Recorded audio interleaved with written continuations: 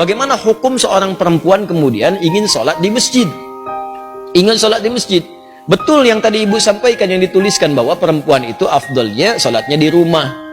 Tapi harus dilihat kapan hadis itu muncul, karena ada hadis juga yang menyarankan bahkan memotivasi perempuan sholat ke masjid. Yang tadi disampaikan itu ada riwayat-riwayatnya teman-teman sekalian. Di hadis Ahmad ada, di Abu Daud ada. Itu dari Ummu Salamah radhiyallahu taala anha. Ya, afdalu masajidin nisa qa'ru buyutihinna. Ya, keutamaan atau khairu masajidin nisa. Masjidnya perempuan itu yang terbaik itu qa'ru buyutihinna, di tengah-tengah rumahnya, di dalam ruangan rumahnya. Bahkan di hadis lain, di kamar itu lebih bagus. Ya, kemudian daripada di ruang tengah. Ruang tengah lebih bagus daripada di depan rumah. Artinya semakin ke dalam, semakin ke dalam, semakin di rumah, itulah masjid terbaik bagi perempuan. Kapan hadis itu muncul? Ketika perempuan itu belum aman untuk ke masjid.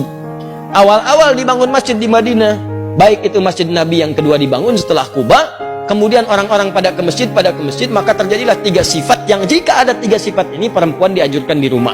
Dan nilainya sama dengan laki-laki ke masjid.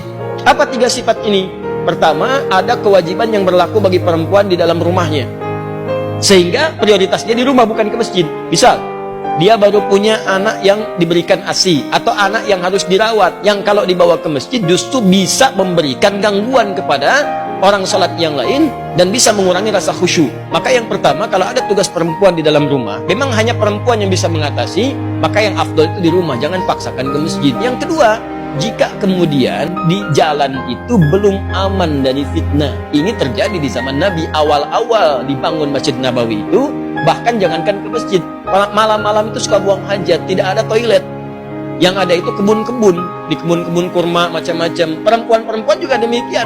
Begitu keluar sering diganggu oleh preman-preman Madinah. Awal-awal di Madinah itu ada preman, ada, kemudian tobat. Jadi kalau ada preman sekarang telat, kalau nggak tobat keterlaluan. Nah, itu diganggu perempuan-perempuan itu, sering diusirin. Sampai bahkan turun ayat tentang jilbab.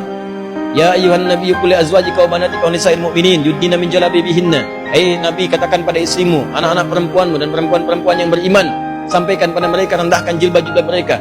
Ya, asa an yu'rafna fala yu'dzain, sehingga mereka bisa dikenali dan tidak diganggu lagi. Turun ayat ini, turun tentang ayat merendahkan jilbab. Setelah itu masyarakat menyebar.